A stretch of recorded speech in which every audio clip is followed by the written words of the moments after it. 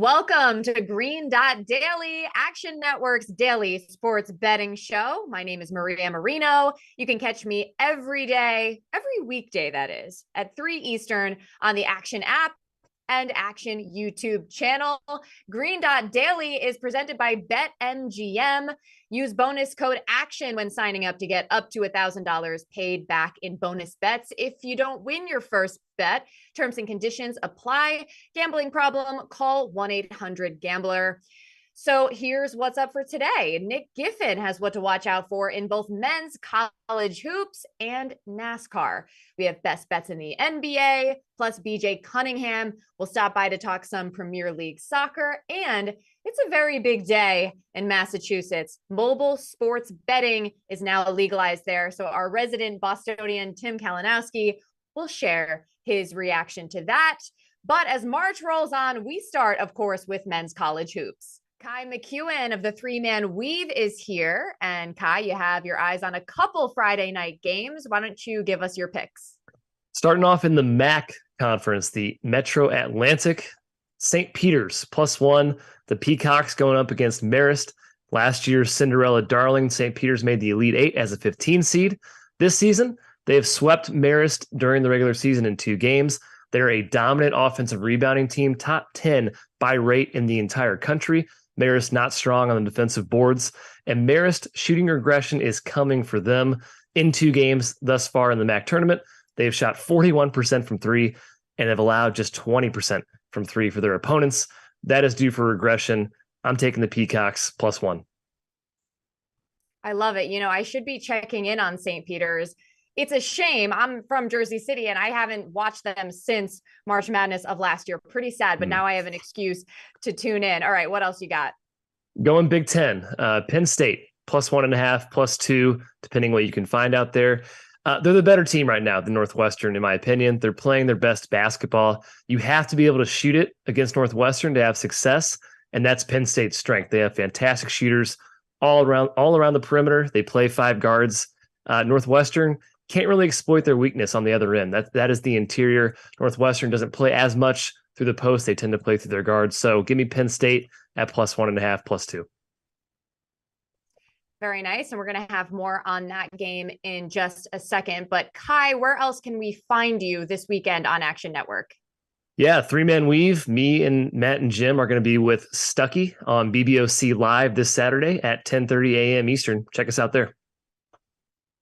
I'll have to do that. I mean, pretty much it's can't miss. Ky, thanks again. That's right. Here's a closer look at the numbers ahead of that Penn State Northwestern matchup. And the amount of bets and money so far are split pretty evenly, but a lot more money is coming in on the over. And another one of our college basketball analysts is eyeing that game. That's Nick Giffen. Nick, good to see you. And you have a prop for us on that game, right? Yeah, absolutely. So in that Penn State Northwestern game, and I really like this prop, so I just wanted to throw that out there. It's a very good one, I think. But Jalen Pickett, over 5.5 assists, -135. Pickett hasn't just cleared 5.5 assists in 9 of his last 12. He's cleared 6.5 assists in 9 of his last 12. And one of those misses was a 29-minute outing, but I do expect them to play a ton of minutes in this game. Penn State is squarely on the bubble here. A win would certainly do them wonders to make sure they stay on the good side of the bubble there. And he has played 37 or more minutes in 9 of the last 10 games. So that 29-minute outing was definitely an aberration. I expect at least 37 minutes in this game from Pickett. This is also just an excellent matchup. Northwestern allows the 7th highest assist rate in all of NCAA basketball. Out of 363 teams, the 7th highest assist rate per field goal made. In their prior meeting this year, Pickett had 11 assists. Now, that was an overtime game where he played 44 minutes, but, you know, that's 1 every 4 minutes, and I'm projecting him for 38 minutes. So overall, I have his assist projection at 7.2, which is a good bit above the 5.5 there. Well, first of all, I know you wouldn't give out any props that you don't really like and that you don't think are really good. As you look elsewhere on the slate, what other prop jumps out at you? Yeah, so we're going to move over to Marquette versus Connecticut, and I'm going to go with Tyler Kolek under 7.5 assists at -120. This one is all about the matchup. UConn, they are 9th in the nation in effective field goal percentage defense. So in other words, they make teams miss a whole lot. UConn also fouls at a very high rate. And when that happens, you score more of your points from the free throw line than field goals. And so when you're scoring points from the free throw line, you're not getting assists. So both of those things that I just mentioned, of course, impact Marquette's ability to score field goals. And that's important because they score points from field goals at the 23rd highest rate in the nation. So then you add on to it, when they do make field goals, Connecticut is actually 11th in the nation in preventing assists. So just an absolutely dreadful matchup here for Tyler Kolek. In the 2 regular season games, he averaged 6. And so I'm projecting him for 6.4 in this matchup. Fair enough. That's going to be an exciting game overall, happening just up the road from where I am in our New York studio for Action Network over at Madison Square Garden. And if you didn't know already, Nick is not just a college hoops guy, also a NASCAR expert. I believe, Nick, some bragging rights are in order. Let's take a look at how last week went for you, shall we? Well, I love that we're leading off a Green Dot Daily with NASCAR, finally, first of all. Second of all, my first pick Don't mess for this up. this weekend's Pennzoil 400 in Las Vegas, my hometown.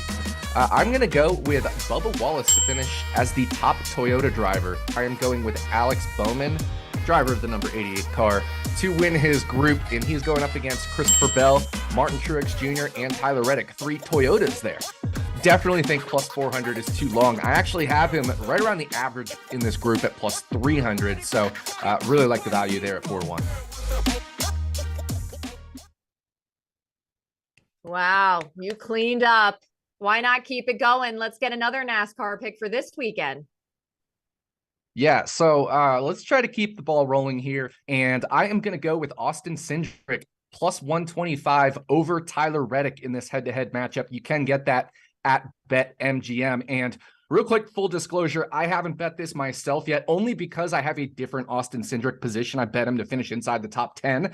And since that line moved and is now shorter, this becomes the value bet here. I don't want to have too much Austin Cindric exposure, but if you haven't bet Austin Cindric yet, this is now the way to bet him, would be to beat Tyler Reddick in this matchup. Cindric went 6-2 head-to-head versus Reddick last year on the short flat tracks, and Phoenix is a 1 mile flat track that does fall in that shorter flat category.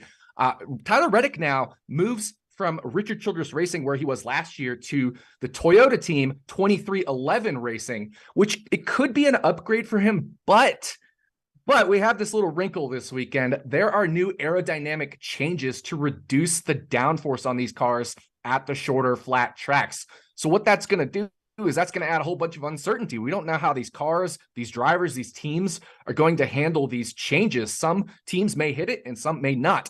So added uncertainty is actually a good thing if we're taking plus money on this prop, because it brings everything closer together. And so if things are more like a coin flip, getting plus money is good. In fact, the last time NASCAR made a move from higher to lower downforce at short flat tracks was from 2019 into the 2020 season. They also used that rules package in the 2021 season. When that happened, the Toyotas, which remember Tyler Reddick is driving a Toyota, actually ended up struggling a little bit more in the next 2 years compared to the higher downforce setup there. So with Reddick in that Toyota, there is a chance, there's at least some precedent that, Toyota kind of fell off a little bit in that prior situation. So I've got this pretty much right at a coin flip. So I really like getting plus money here on Austin Cindric.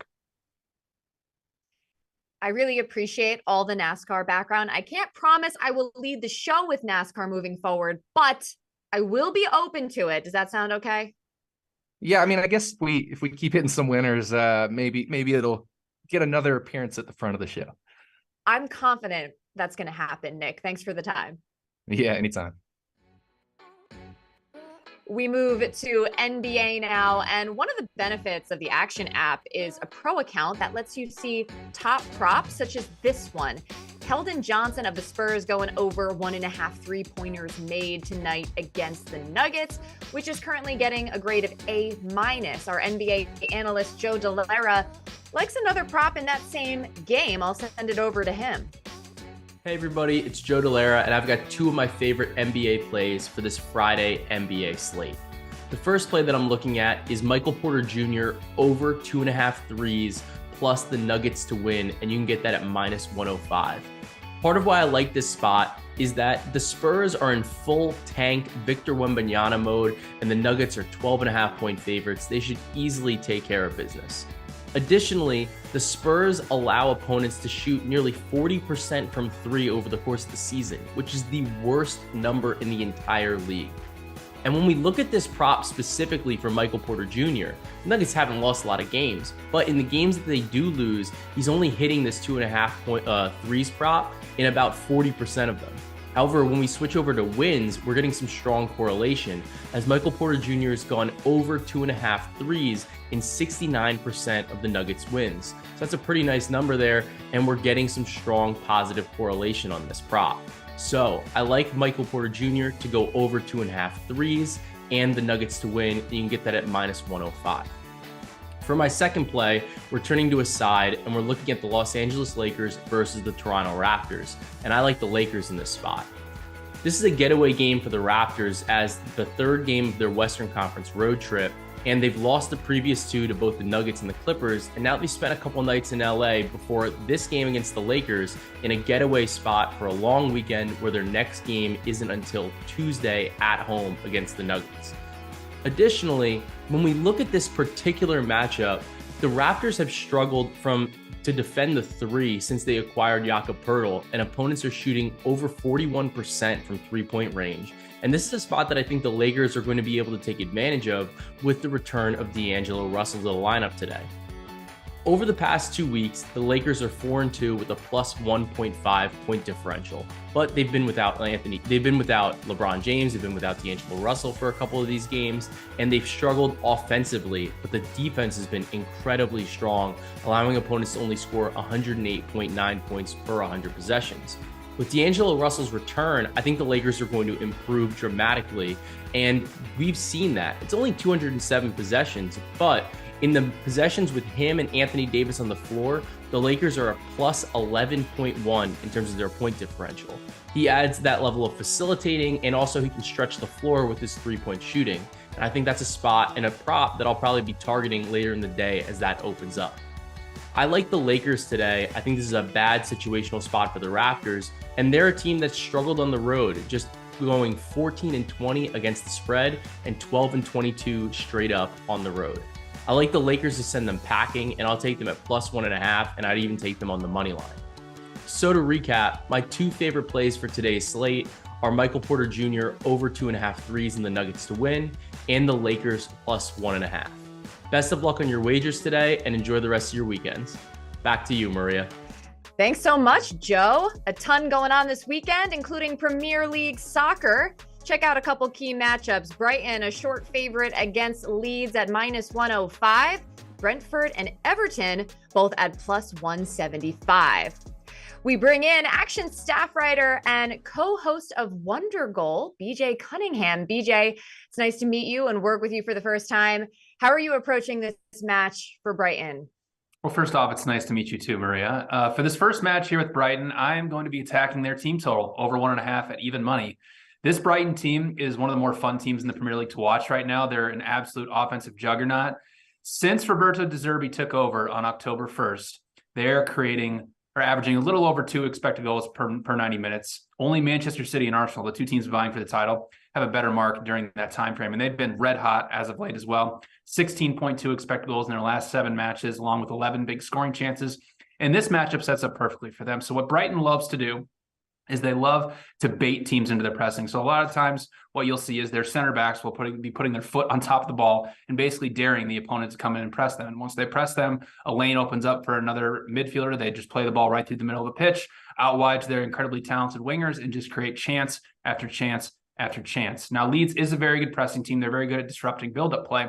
But when they've had to face the top 5 teams in the Premier League, at teams that are able to play through pressure the best, They've conceded 9.3 expected goals in 5 matches. And the last time these two teams faced off, Brighton won the match 1-0, but created close to 2 expected goals. So I think this is a great matchup for them to get 2 in the back of the net. So I like their team total over 1.5 at even money.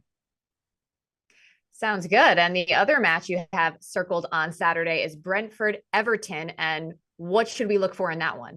Yeah, I actually like the total here. It's over 2.5 at plus 120. Typically these two teams, when they play against bigger sides in the Premier League, tend to set up very, very defensive, play a lot of low event type matches. But Everton just brought in a new manager about 6 matches ago, Sean Dyche, who historically was with Burnley for about 10 years. And he's a very, very defensive style manager. But what he's done at Everton, he's actually created them into more of an attacking force. In the 6 matches he's been in charge, their matches are averaging 3 expected goals. And outside of 1 match against Liverpool, Everton's created over 1 expected goal in every single match. And really the difference is that Sean Dyche, when he was near the end of his tenure at Burnley, when they were in the relegation zone and they couldn't just sit back and play defensive, he had to be more aggressive. He had to push his team up forward. And we've seen that more from him with Everton obviously being in the relegation zone right now. Brentford, on the other hand, is just flat out awesome against the bottom half of the table, averaging 1.42 expected goals per match. What Brentford does a really good job of is when they play against bigger sides, they typically sit in a 3-5-2, which eventually they're going to play 5 at the back. And they defend their penalty area better than anybody in the Premier League. But when they play against smaller sides, they bring off a center back and they bring on a winger and play a 4-3-3 to give them more attacking options. And that's what you saw on Monday night when they put 3 goals in the back of the net against Fulham and created close to 2.3. So I do project 2.8 goals for this match. So over 2.5 at plus 120, I think is a fantastic price. And how could I disagree with you? BJ, thanks so much for hanging with us and enjoy the weekend. Thanks, Maria. Someone else who is sure to enjoy the weekend are Tim Kalinowski. He's a Boston resident. Look at him there, all ready to place a bet as Massachusetts has become the latest state to legalize mobile sports betting. So Tim, welcome to the show. You will be out and about in Boston tonight. What do you expect to hear from your fellow Bostonians about sports betting? Well, Maria, thanks for having me. It's a big day. It is a massive day.